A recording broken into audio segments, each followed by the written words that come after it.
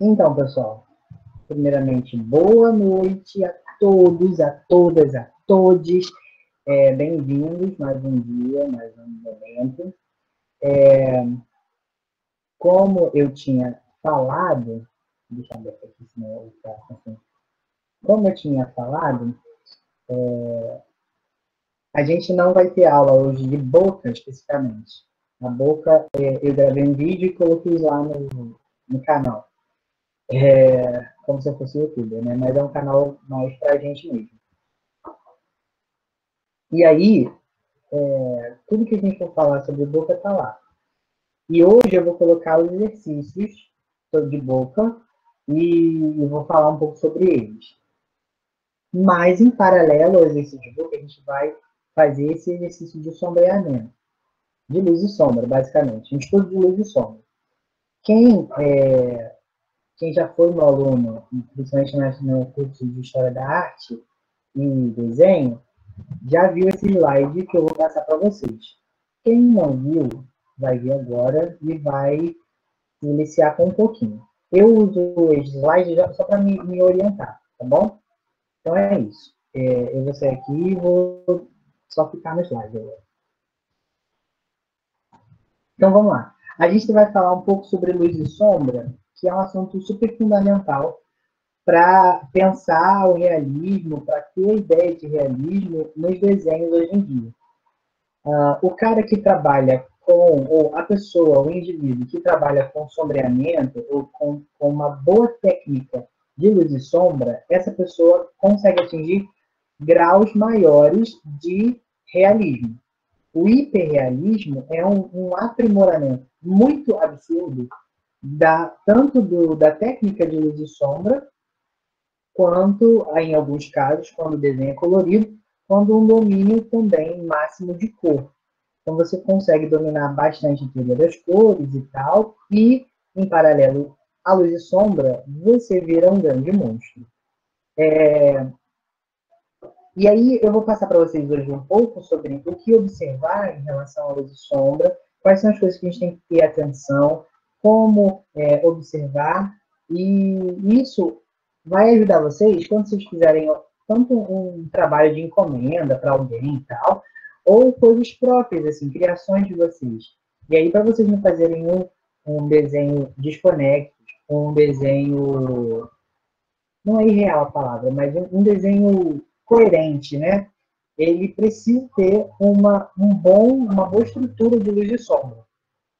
E para ter uma boa estrutura de luz e sombra, ai meu Deus, vamos lá. É importante entender alguns fundamentos, assim, algumas coisas que são básicas. E aí a gente vai ver isso nos exemplos. Então, ficar atento à luz. E aí, em relação à luz, de onde ela está vindo? Como ela está vindo? Se ela está muito perto, se ela está muito distante, como é que ela está nesse objeto? Então, se eu desligo todas as luzes, o Sol e a Lua, e desligo tudo, não vê nada, absolutamente nada. Os objetos nem existem quase. Porque para que exista o objeto visualmente para a gente, precisa de luz.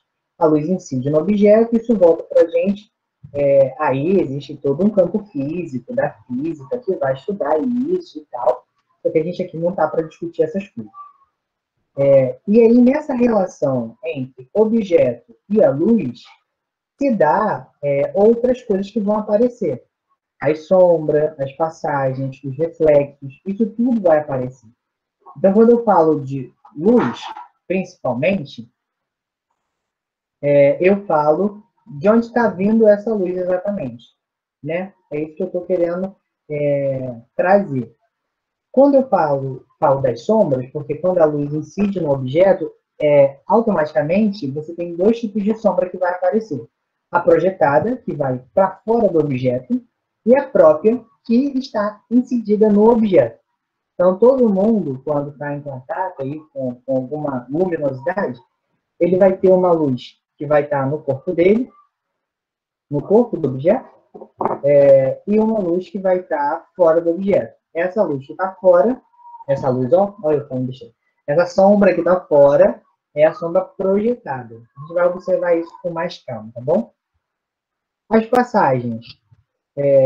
As passagens elas vão acontecer, e vocês vão perceber, tanto de escuro para o claro e tanto de escuro dentro do próprio escuro, que são as penumbras, os meios tons. E aí a gente vai observar isso com mais calma. Então, observar como está acontecendo essas passagens. Está sendo mais, como é que eu posso dizer? Está sendo mais sutil, mais suave. Está sendo mais bruta e tem uma interrupção de tonalidade entre um tom e o outro, entre um lugar e o outro. Ou está sendo uma passagem bem suave, bem sutil, um degradê e tal.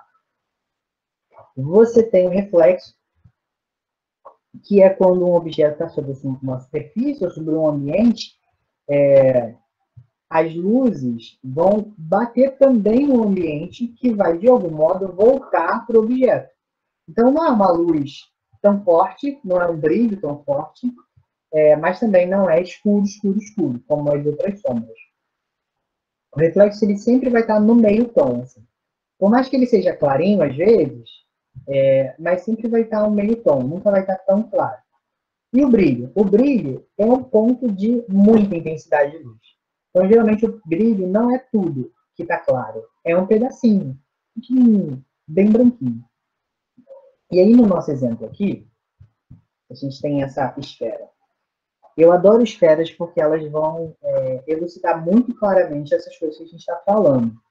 Então, por exemplo, esse ambiente que está um ambiente mais escuro, mais cinza, algumas coisas se alteram. Por exemplo, e aí vamos aqui para o reflexo. O reflexo, como eu falei, a luz está incidida no objeto e no ambiente. Bateu uma luz na parte de baixo que vai voltar para o ambiente. E aí, se você está colorindo, por exemplo, se o ambiente está todo vermelho, o objeto é branco, o ambiente está todo vermelho, essa região de reflexo possivelmente vai estar com vermelho. Um vermelho sutil e suave, mas ele vai estar lá. Então, a gente tem que ficar atento aos reflexos, porque isso cria integração com o ambiente, ok? E aí, se vocês tiverem alguma dúvida, vocês vão mandando aí no chat, depois eu vou lendo.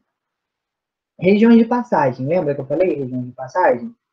Ó, as passagens estão sendo bem sutis, no caso dessa esfera, tem uma região de sombra própria, né, a sombra que está no objeto, e aí, indo em direção ao claro, ao brilho, né, você tem uma passagem bem mais sutil. Eu acho, na minha opinião, que não é tão sutil assim.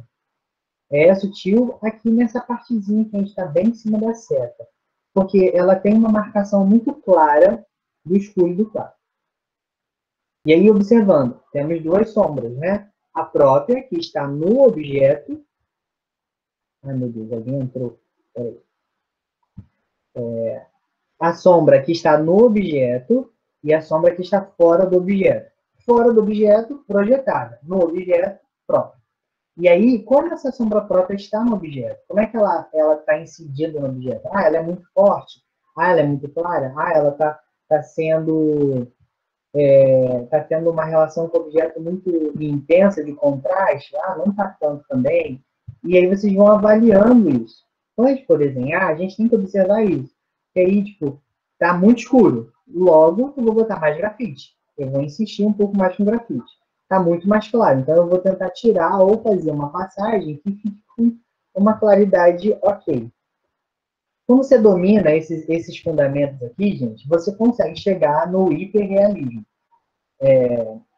O camarada que trabalha com hiperrealismo em desenho, que retratos de rosto e tudo mais, que muitas pessoas amam, eu gosto bastante, mas é um domínio absurdo dessas passagens, é um controle absurdo do material, do lápis e tudo mais. Mas a nossa proposta não é chegar no hiperrealismo, é se experimentar isso. E aí vocês, no trabalho de vocês observarem isso. Algumas pessoas aqui, eu tenho certeza, que eu olho o Instagram dos outros, trabalha com pintura digital. E isso é importante em pintura digital. Por exemplo, se você faz um desenho colorido, você tem que ficar atento qual é a cor da sombra, como é que se vai estar mais escuro, mais claro, o que você vai adicionar nesse vermelho, por exemplo, que é a sombra, um pouquinho mais marrom ou um pouquinho mais preto, enfim, um cinza, enfim. observar como é que vai ser essa relação do objeto e da, como é que se fala? Do ambiente. Caminhando, aí eu tenho eu vou falar muito rápido sobre isso, tá, gente? É só para a gente poder se contextualizar na história, que eu acho muito gostoso isso. Você tem o Barroco, o período do Barroco, que aconteceu aí nesse período, mais ou menos nesse período que eu coloquei aí, e aí o Barroco ele vai explorar muito a luz e sombra, porque com a questão do contraste entre o escuro e claro, ele vai criar, por exemplo, uma possibilidade dramática nas cenas, nas pinturas. Então, Caravaggio ele vai usar muito bem isso, muito bem.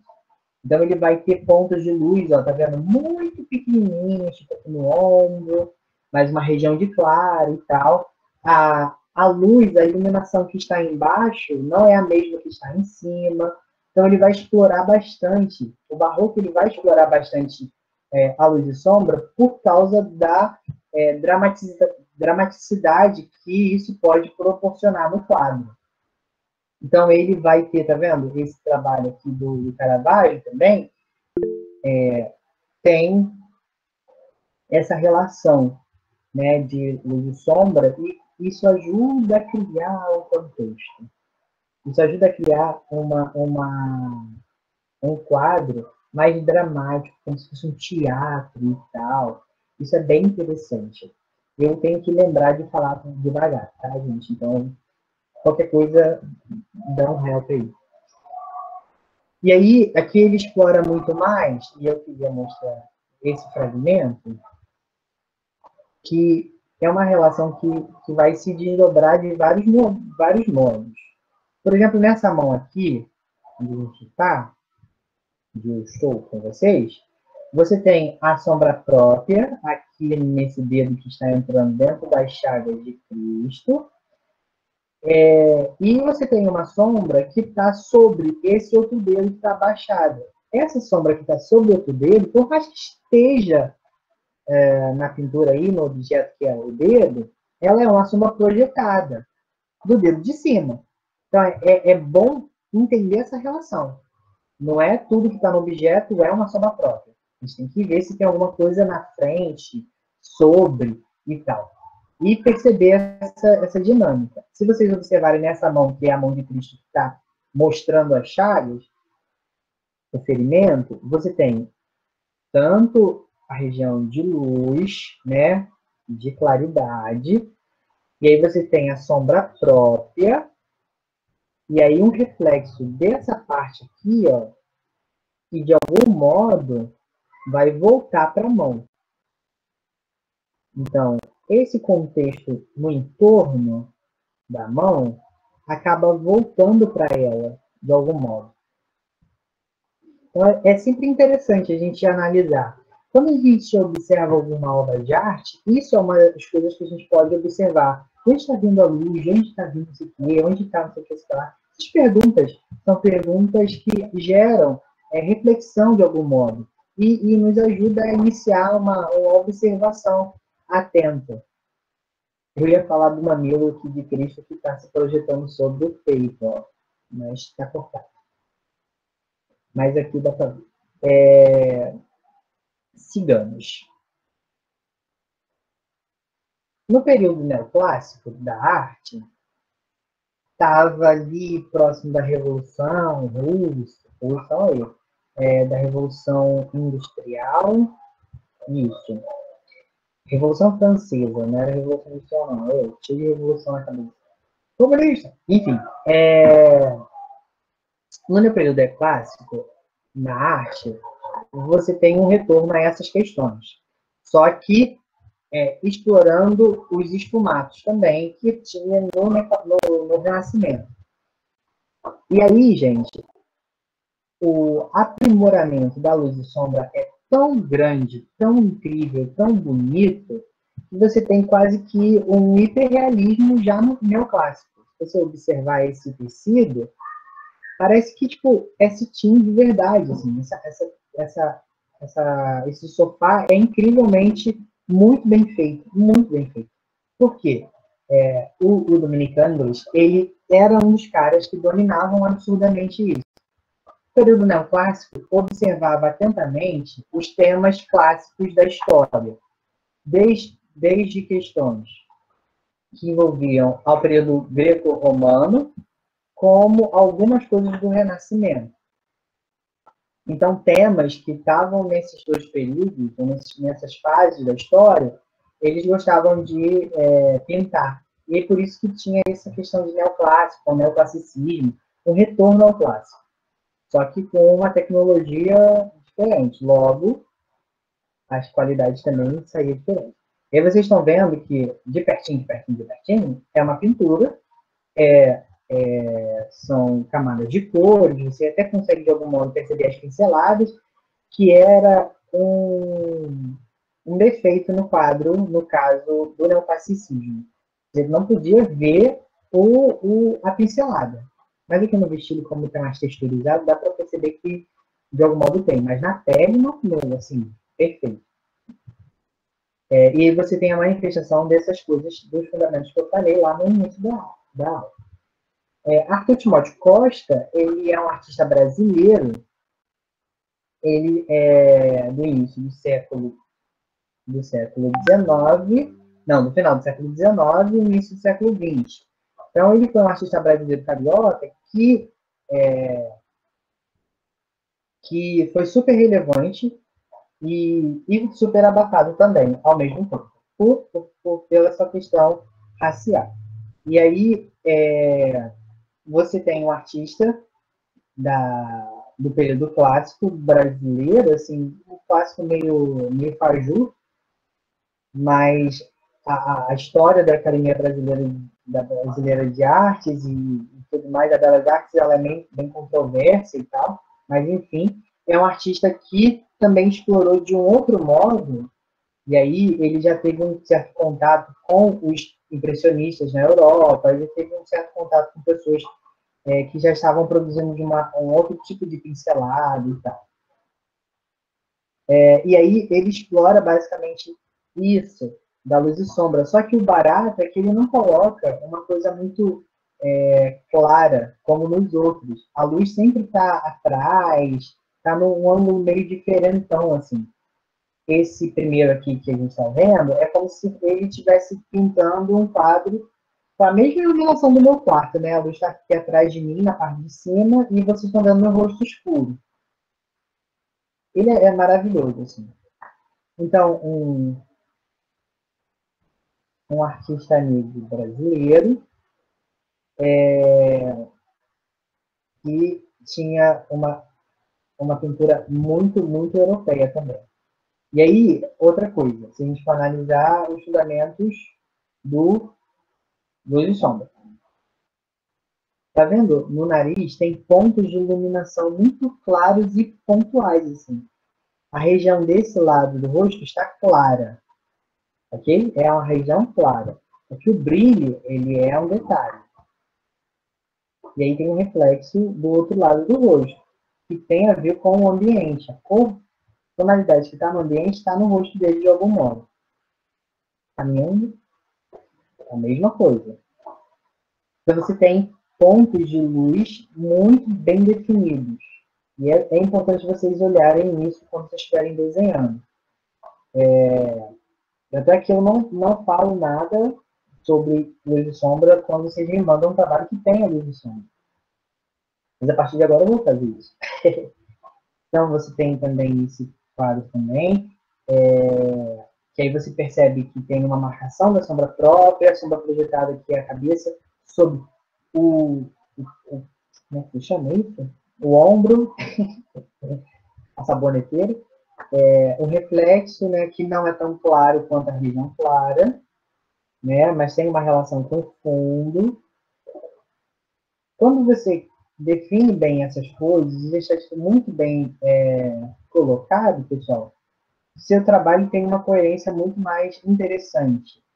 E você consegue integralizar isso, criar uma unidade no trabalho. E outros também.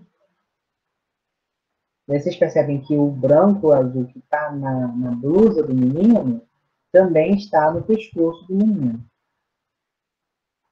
maxilar e tal. Vamos à parte prática. Agora todo mundo lá onde tem um ovo na tela. Vou parar aqui.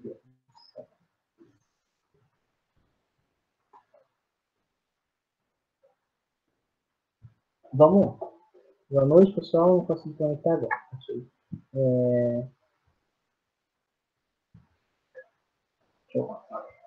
Vamos lá.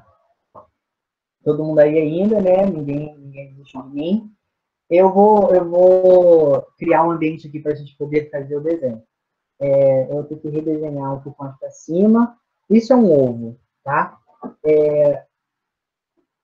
Eu vou só desligar aqui a luz. Só um minuto.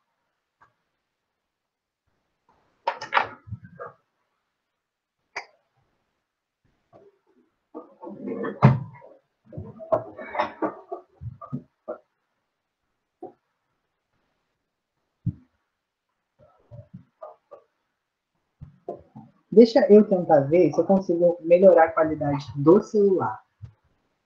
Eu consigo fazer isso no computador. Só um minuto, gente. Podem beber uma água.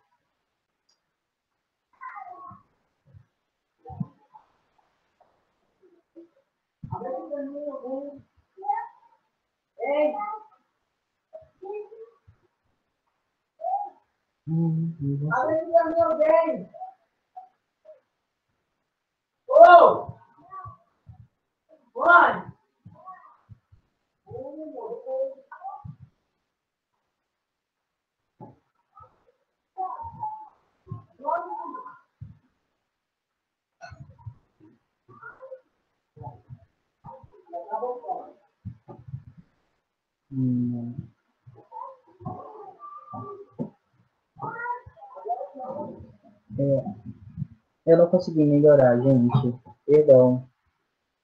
Mas dá para enxergar? Me falem aí, por favor. Sim, dá para ver bem? Essa é a pergunta. Opa.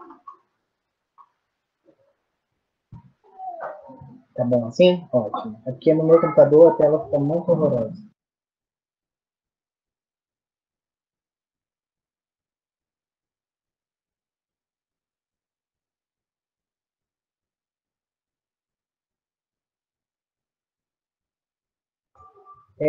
Eu vou desenhar aqui, talvez fique um pouco no ângulo diferente, porque como eu estou sentado, mas eu vou tentar me esforçar para poder deixar o mais claro possível. Se vocês ouvirem alguém gritando, é as crianças aqui do quintal. Mas a partir de semana que vem não teremos mais isso. Então, esse é o consolo.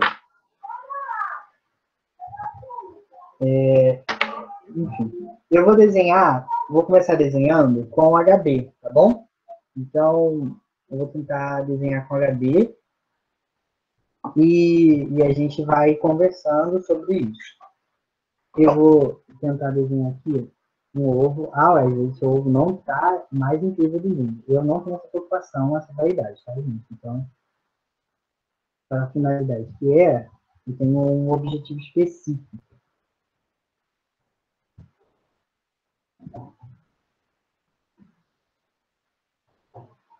Então,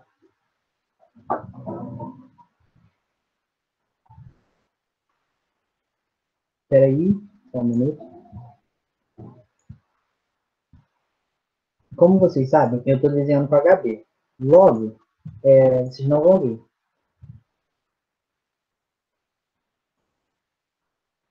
Só um minuto.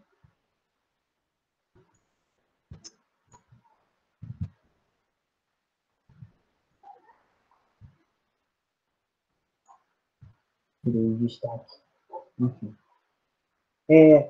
Vou tentar contar algumas coisas aqui só para poder ficar mais claro. Mas escuta aí.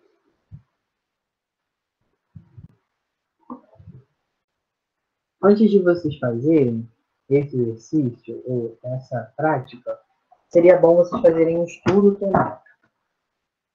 O estudo tonal ajuda a gente a conhecer mais os materiais que a gente tem. O que eu vou fazer?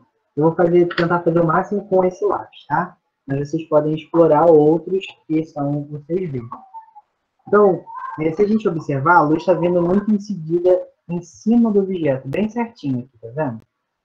E aí a projeção está vindo para cá um pouquinho, mas como a luz está bem em cima do objeto, então essa sombra ela não vai ficar tão grande, ela não vai se projetar muito para fora, ela vai ficar bem embaixo aqui. E aí eu vou tentar mostrar para vocês esse filetinho aqui, ó, de claro. Ai, meu Deus. O filetinho de claro que tem aqui, ó, é o reflexo. E aí, se eu mexo aqui embaixo, vai alterar o objeto, tá? Então, eu tenho que respeitar isso.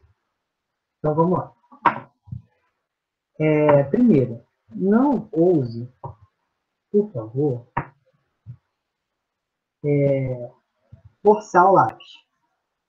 Se você força, você tem pouca possibilidade de voltar e até mesmo de avançar.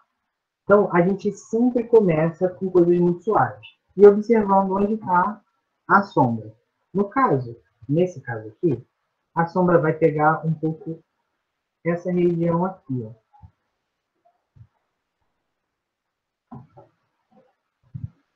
Vou desenhar aqui em pequeno.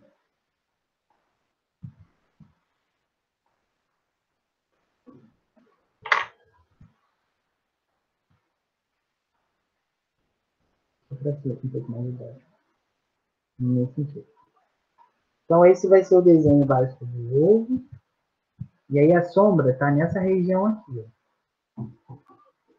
Basicamente. Sobe um pouquinho. Essa região, eu vou marcar muita suavidade. Muita suavidade. Eu como quase não vi. E aí, marquei e defini onde é a região de sombra projetada, sombra própria. E a região clara. O que eu vou fazer primeiro? Eu vou meio que manchar o desenho um pouco com 2B. De preferência, circulando. Por que circulando, Elisa? Por que essa exigência? Eu acredito que quando a gente circula de forma calma ou mais homogênea um pouquinho, fica mais fácil da gente controlar e dominar as passagens. A gente tem mais controle do preenchimento, mais controle de tudo. Então, eu vou manchar meio que tudo com o 2D.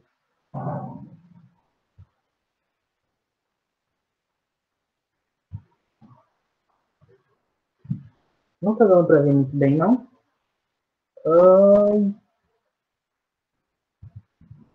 Vamos lá. Depois, eu vou, com o escuminho, eu vou fazer, circulando também, de preferência, eu vou escurecer. Eu vou espalhar. O que acontece? O escuminho, ele não é um material como o lápis que tem uma mina internamente, né? Ele não tem uma mina internamente. Ele é só um pedaço de papel gigante que alguém, com muita sabedoria e paciência, enrolou com um líquido, que possivelmente deve ser goma lápis, para deixar juntinho. Isso é o escuminho. Logo, ele não adiciona nada no papel. Ele não vai adicionar grafite. Ele vai espalhar o grafite que está no papel. Então, se você colocar muito grafite, você vai ter que espalhar muito grafite e isso vai dar problema. Se você tem pouco, vai dar mais tranquilidade. Se você força muito o papel, deixa eu ver, mas eu vou explicar isso. Se você força muito o papel, ele é uma superfície microscopicamente meio que ondular e tal. Nunca é retinho. E o grafite entra aqui dentro. Bonitinho. E aí algumas partezinhas ficam em branco, né? Porque não preenche, não entra o grafite. O que o esfuminho faz? O esfuminho comprime um pouco. Vai não. O esfuminho comprime um pouco o papel e pega esse resíduo de grafite e espalha nas regiões que não estão aparecendo. Então,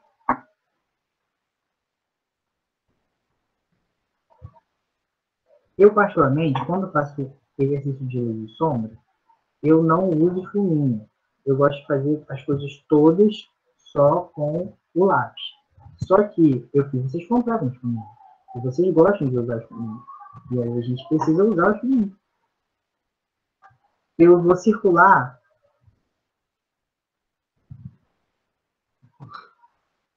E aí, quanto mais próximo da região clara, eu vou tirando a intensidade da minha força.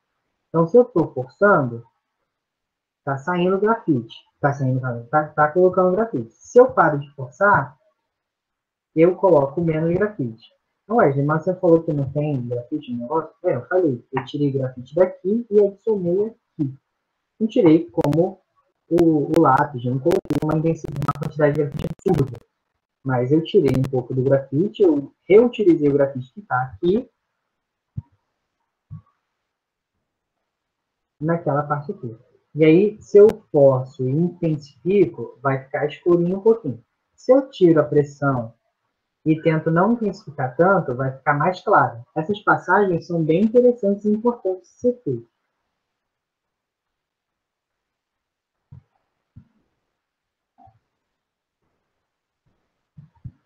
Tem uma linha aqui do lápis que eu quero tirar.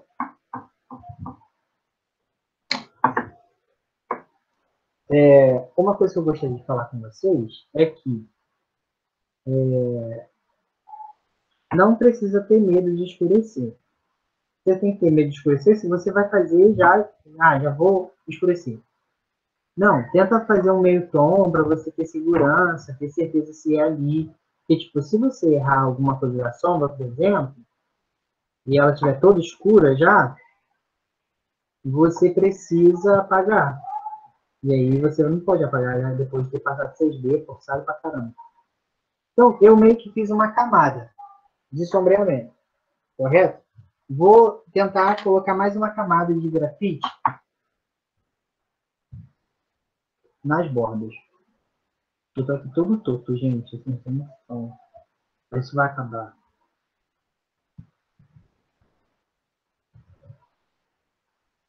Ai, mosca.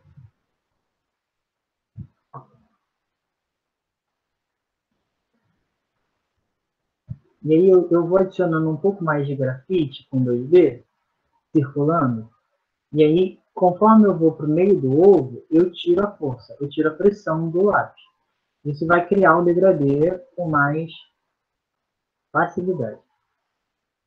Se vocês observarem, a região de reflexo, eu passei grafite já, tá vendo? Mas eu vou tentar marcar aqui um pouco menos, só para vocês verem como é que a gente vai resolver esse problema aí, que não é um problema. Como eu falei, a região de brilho ela não é tão, de reflexo, ela não é tão intensa quanto esse claro.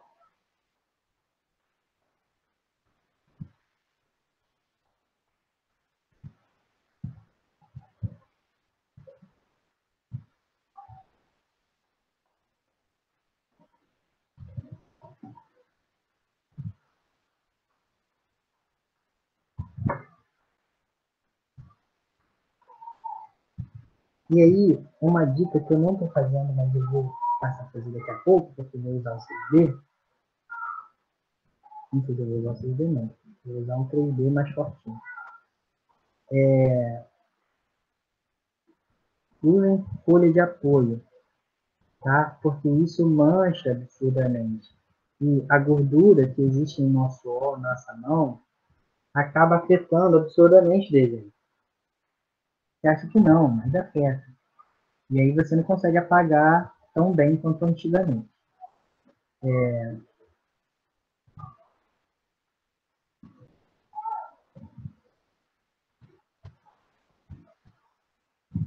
O grafite está pela hora da morte. Eu já estou indo com uma outra camada de grafite, um pouco mais intensa, um pouco mais forte. E aí as coisas vão começar a aparecer.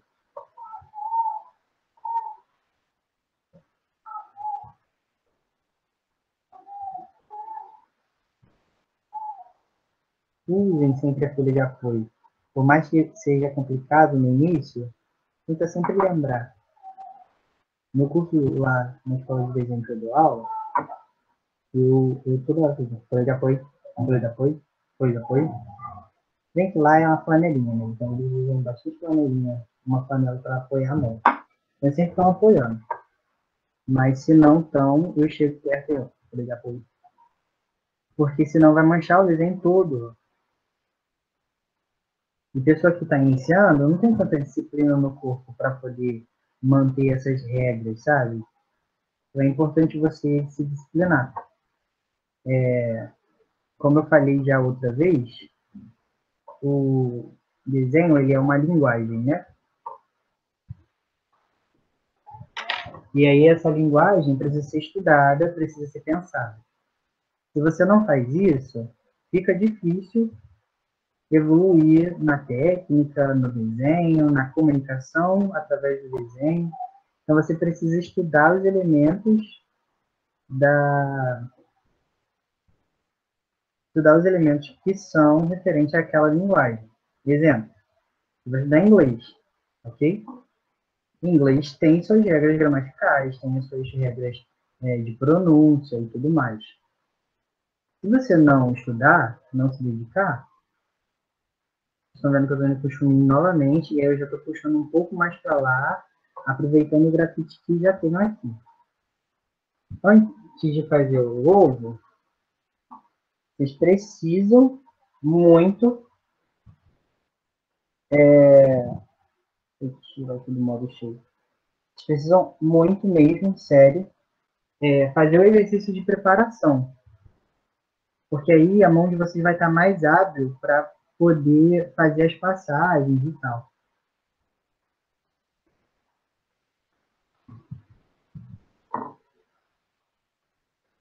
Deixa eu botar aqui. Agora eu vou usar um 3B, que é um 3B da Tombow, que é uma linha japonesa, só para poder escurecer a sombra, para dar mais contraste. Porque na tela do meu computador eu não estou enxergando nada. Eu não sei se vocês estão. Eu estou ficando preocupado.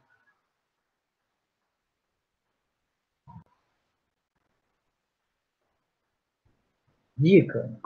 Cadê minha lixa? Eu tenho essa lixa aqui, que é uma lixa de... Como é que eu posso dizer?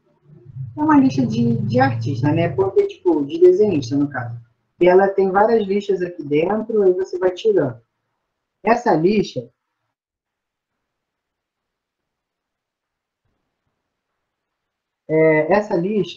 você consegue comprar também. Então, por exemplo, uma coisa. A gente faz ponta, as pessoas fazem ponta no apontador, e a ponta fica super fininha. Essa, no caso, eu fiz com estilete. Se a ponta fica muito fininha, você pode lixar a ponta, criar um chanfrozinho assim, não sei se vai dar. Deixa eu tentar aqui. Não. Vai criar um certo chanfro, é que a minha tá feita qual é o nome negócio? No estilete. Vai criar um chanfro. Essa região do chanfro, a gente vai apoiar no papel e vai pintar. Isso vai fazer com que você não arranhe o papel. Porque às vezes a gente arranha. E a ideia é que a gente não arranhe, senão vai dar ruim. Esse aqui, por exemplo, tá toda quadradona, que a ponta quebrou. Eu vou ter que lixar, senão vai arranhar o papel do desenho. Opa.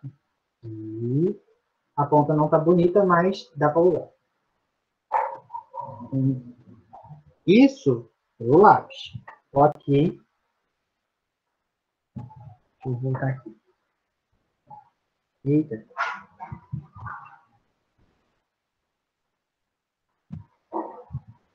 Tiveram muito reflexo aí da luz, vocês falam. Tem que modificar algumas coisas.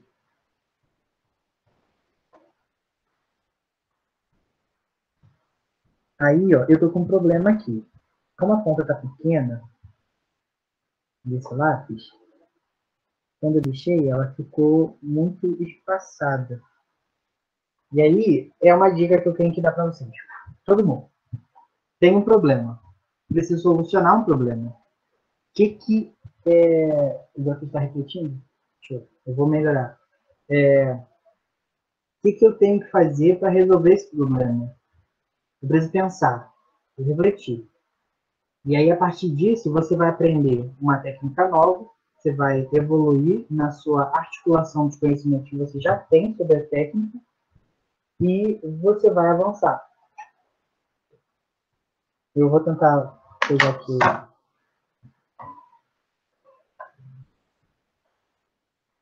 Ô, Deus, está refletindo ainda, né?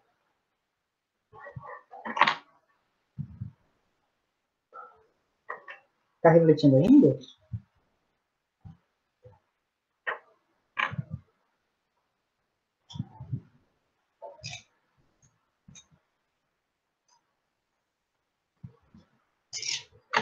Sim. Aqui. Esse gráfico. Se eu fizer assim melhor.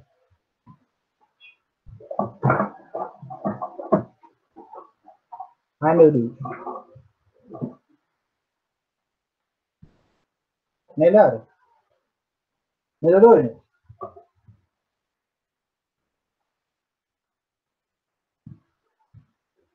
Show. Ah, melhor até para mim desenhar, gente, porque tava muito ruim. Então eu vou pintar aqui.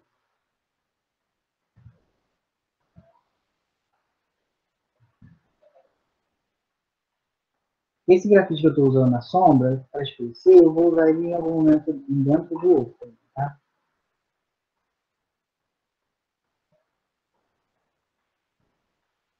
Lembrando que no início a gente tem algumas dificuldades, a gente precisa pontuar quais são as nossas dificuldades. Por quê? Eu já tive várias dificuldades em relação a isso. E aí eu melhorei em vários sentidos nos meus problemas, ok? Vocês vão ter outras dificuldades que eu já tive e não tenho mais, ou que eu ainda tenho, talvez. Então, é importante vocês pensarem enquanto estão desenhando, refletirem sobre isso, porque a reflexão ajuda a gente no desenvolvimento, como artista, como desenhista, como educador, como pessoa, como indivíduo, como cidadão, tá? Então, é importante vocês pensarem. Eu deixo na frente. Não, mexe! Ótimo, perfeito. E é isso. Gente, eu perco a noção. Eu sei que eu estou dando aula ainda, mas eu me sinto muito à vontade fazendo isso. Então, por isso que eu, às vezes, brinco, falo besteira, porque eu realmente me sinto muito à vontade fazendo isso que é dar aula. Posso não estar fazendo um desenho mais incrível do mundo, um olho perfeito, alguma coisa assim, mas agregar a outras pessoas para mim é super interessante. E aí, galerinha? E aí, tropa? Eu vou voltar com o chuminho, tá bom?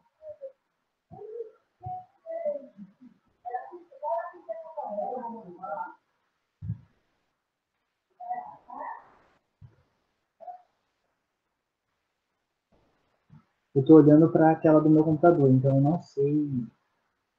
Eu estou fazendo num ângulo, olhando no outro, tá difícil aqui.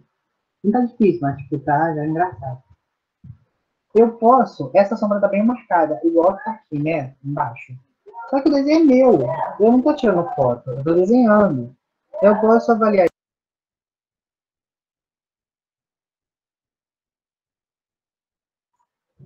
Eita, meu Deus. Só um minuto. Aqui. E aí, gente, eu vou tentar desfazer isso.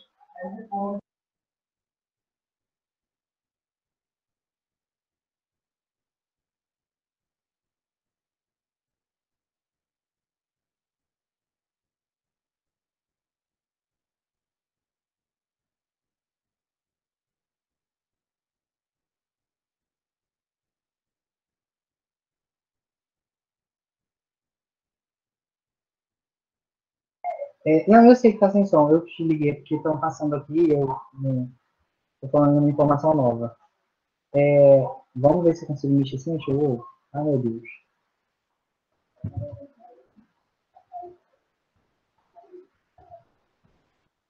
Eita, Deus. Foi. Meu Deus. Ok. Vou fechar aqui e vou continuar, tá? Só um minuto.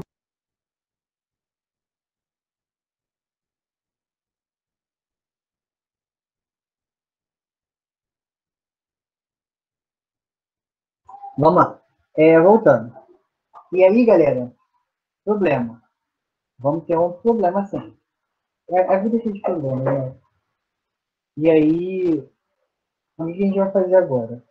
E aí, essa dúvida apareceu no grupo também, né? O chuminho sujou. O chuminho não sujou. O chuminho se sobrecarregou de grafite. E tem algumas regiões claras que eu preciso fazer. Não posso fazer com grafite, com o chuminho todo sujo. Senão vai dar ruim. Então, o que eu tenho que fazer? Eu tenho que limpar o chuminho. E é isso que eu vou mostrar para vocês. Só um minuto. Eu estou tentando ver se eu acho outra lista. Essa lista de coisa ela é boa para o lápis.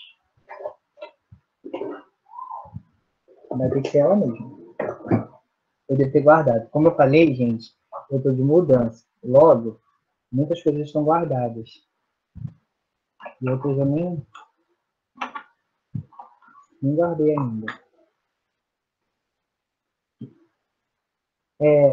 No caso do chuminho, eu vou tentar fazer o seguinte para limpar ele.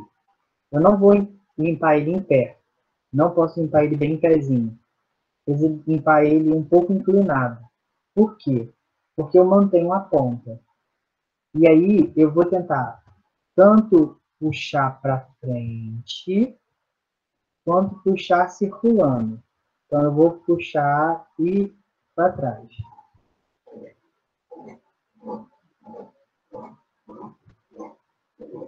Puxando e virando. Puxando e virando. Puxando e virando. Isso vai limpar o chuminho. Ah, mas não está limpo. Não, gente. Não é para ficar limpo Vanish. Isso não vai limpar nível Vanish. Vai limpar o máximo que a gente puder. Tirar a carga pesada, ou a quantidade anterior que estava mais pesada. Então, ótimo. Eu acho que essa área aqui poderia ser um pouco mais escura.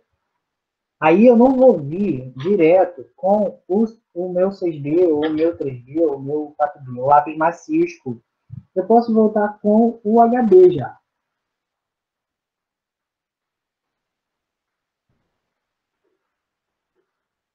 Não há problema.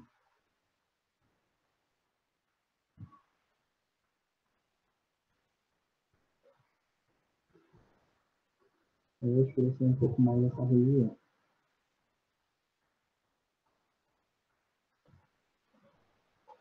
O pessoal que desenha no computador, eles desenham olhando para o computador, né? Eles fazem na mesa digitalizadora olhando para o computador, geralmente. É o que eu estou fazendo agora. Eu estou desenhando aqui olhando para o computador. Então, para fazer melhorar a passagem, o que eu vou fazer? Eu vou voltar com um HD para criar mais uma camada que não é tão forte, eu não estou forçando o lápis. Eu não estou forçando o lápis, estou forçando só um pouquinho demais. Vai dar um cinza bem médio, então que vai preencher de forma mais agradável. Isso estou fazendo com um lápis só. Eles comigo. Um não, dois. Sejamos sinceros.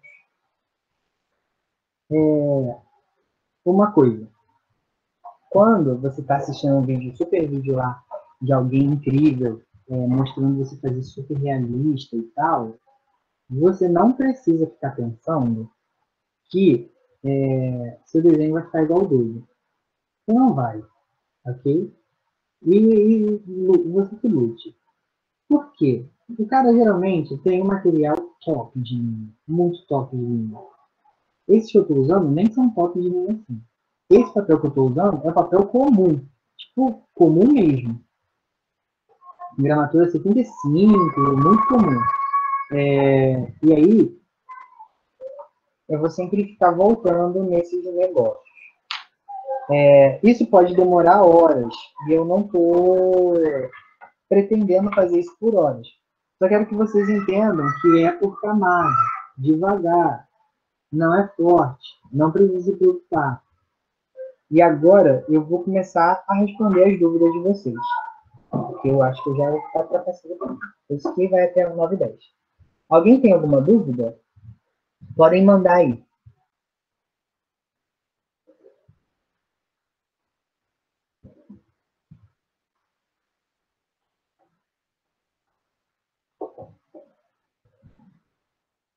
Não? Acho que ele mandou aqui em cima. Não. Tenho bastante dificuldade em forçar essas partes mais escuras. Como melhorar isso? Então, isso significa que você não se sente seguro. E está tudo bem. A gente vai tomando segurança conforme o andar da carruagem. E aí, eu sugiro sempre você insistir sem medo de que está errado ou certo. Você tem que ir indo mesmo. No caso, por exemplo, essa região que eu deixei escura em cima, eu posso apagar. E agora, uma questão. Alguém gostou? Ah, tá. Uma questão. Outra dica. Dica importante, anotem. Anotem essa dica. Quando a gente apaga, por exemplo, deixa eu fazer aqui. Duas coisinhas. Lápis HB, tá? Quando a gente apaga, depois que você passa o esfuminho, lembra que eu falei que a gente passa o esfuminho, a gente comprime um pouco do grafite no papel e espalha um pouco do grafite sobressalente e tal. Logo, a estrutura do papel, essa estrutura do papel já está afetada, já está mexida. Por isso que quando às vezes você está fazendo com esfuminho ou com o grafite, você está colocando o grafite e não está ficando, não tá, parece que não está entrando grafite no papel. Isso acontece. E é porque essa estrutura do papel está modificada. Para a gente evitar esses choques, o que acontece? A gente tem que tomar e pensar como é que a gente está usando. Fazer aqui outra. Eita, como que não apareceu no meu vídeo? De novo. Mesma coisa.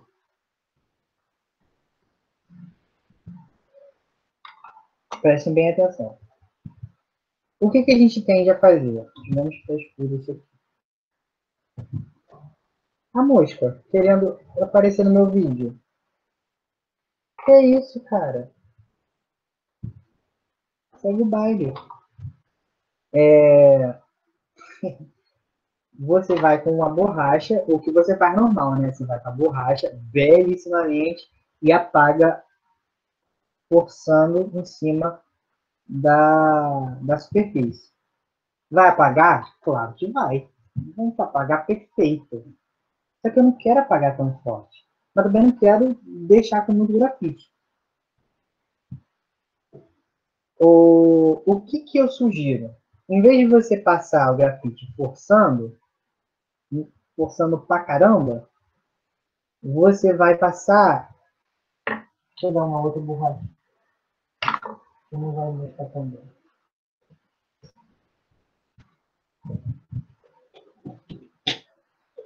Só um minuto. Você vai passar na superfície do papel de forma. Vai ter que ser antes. De forma muito suave. Mas muito suave. Você vai pegar assim na pontinha assim, da borracha e vai só passar por cima assim. É como se estivesse dando uma pincelada. Você não vai forçar, você não vai machucar o papel e você vai clarear. O que tem que ser clareado. Exemplo. Essa região de passagem.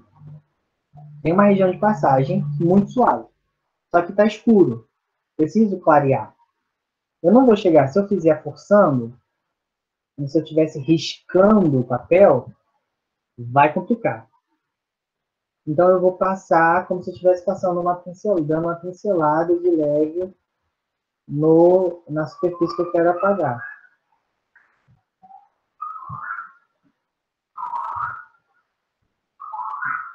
E vai clarear. Ok, gente. Alguma dica para apertar menos ou só prática? Apertar o quê? A borracha ou o papel? A borracha ou o papel? A borracha ou o grafite, o lápis? Ok. Então, os exercícios que eu vou passar para vocês é justamente sobre isso. Para vocês praticarem essa passada de lápis, esse processo de pintar. Que é, você vai fazer algumas grades e vai tentar começar forçando e deixar a pressão diminuir.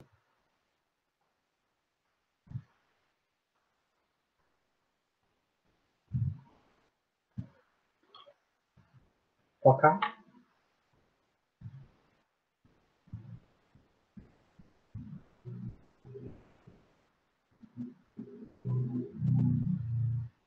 Fica muito marcado isso aqui. Então, você vai forçar e vai deixar coisas clareando. E aí você vai fazer isso várias vezes, de várias formas diferentes. O vídeo vai explicar exatamente como você vai fazer isso. Só que, como vocês estão usando chuminho, sugestão, façam com lápis bastante. Depois façam lápis e chuminho, bastante também. Isso vai dar uma boa alavancada no processo de construção de ovo. Desenho. Esse ovo está torto? Torto. Mas é o que você falou, gente. É um ovinho, um feijão arroz muito, muito bem feito, eu acho. Gente, vocês não têm perguntas mesmo? Tá tudo aqui? É só isso?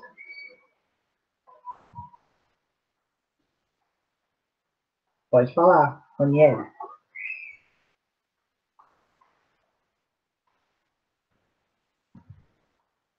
Para a câmera.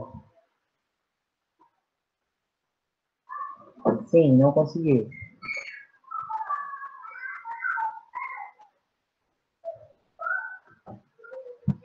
Pode.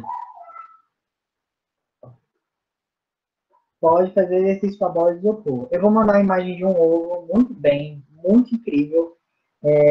Vocês podem fazer com coisas de objetos de casa mesmo.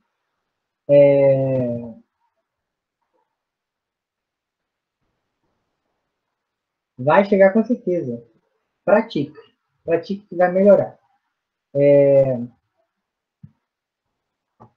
Então, as perguntas que forem surgindo na prática, vocês podem me mandar, não tem problema, eu não ligo.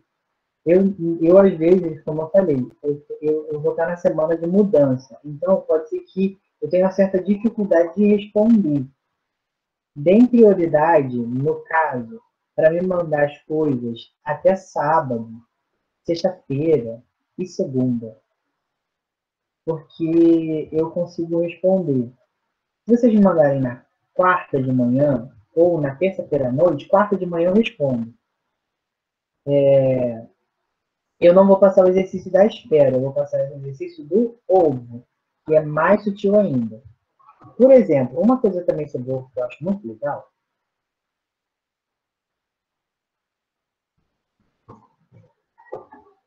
e vocês vão observar, só um minuto.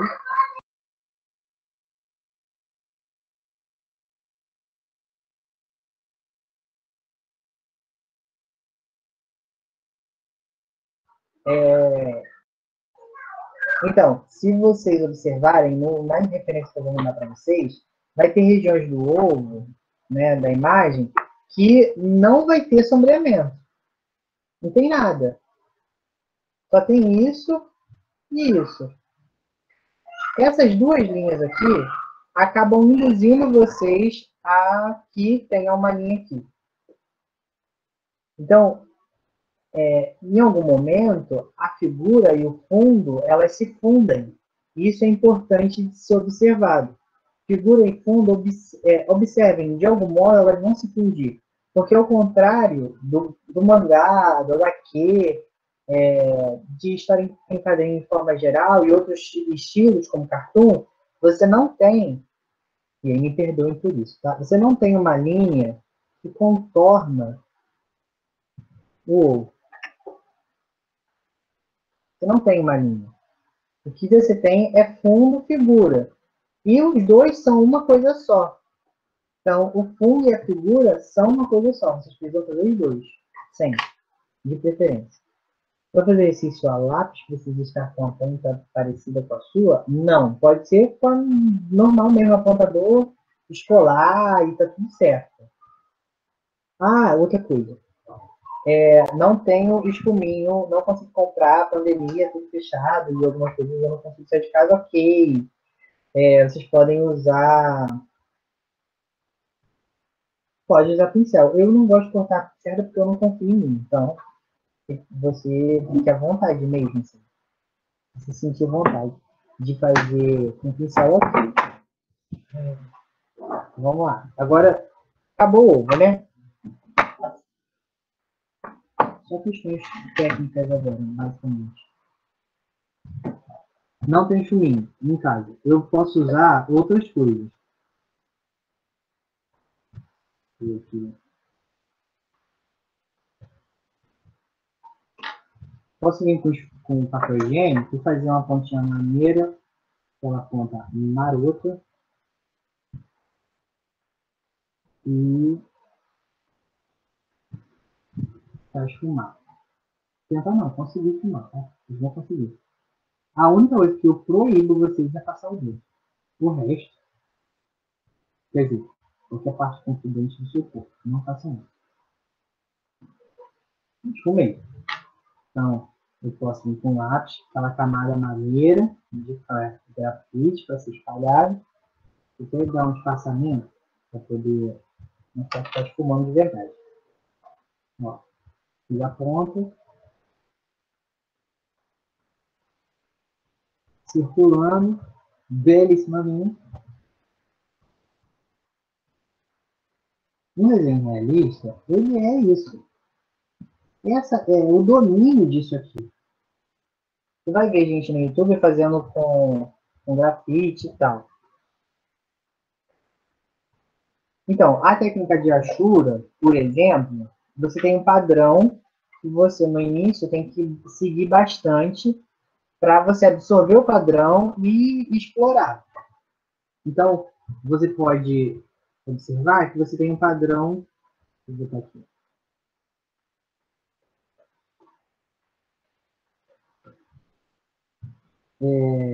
Que vai acontecendo. Então, eu botei uma inclinada, eu vou botar outra inclinada.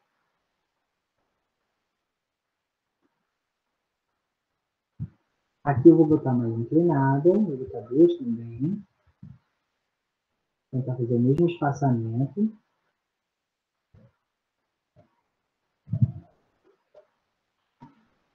Estão similares, correto? Se eu criar mais uma camada, eu vou escurecer essa daqui. Então, eu vou botar a linha universal, ó, horizontal.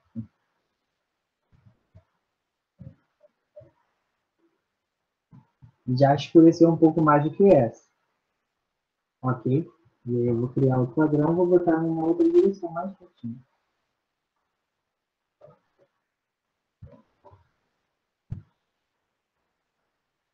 Quando a gente faz esse exercício, geralmente, desculpa,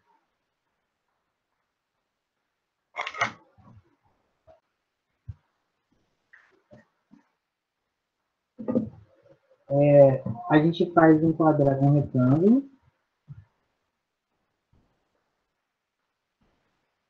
corta ele no meio, corta ele em 4 partes, 5 partes, 3 partes, e aí vai fazendo.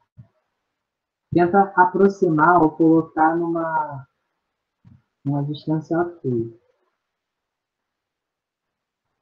Não sou mestre de rachura, tá, gente? Eu sou uma pessoa que faz rachura ok, Então, tá certo. Não me cobrem rachura de quadrinista, porque eu ainda não sou tão bom assim.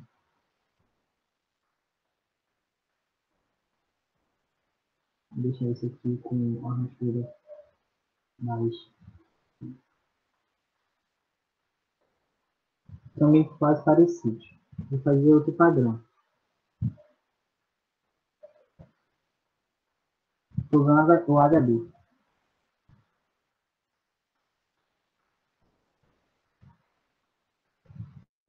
Qualquer dúvida me manda.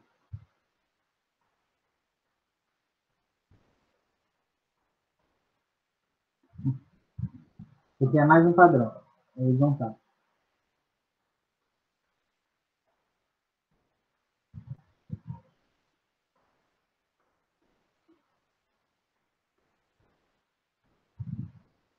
É o padrão. Deixa eu...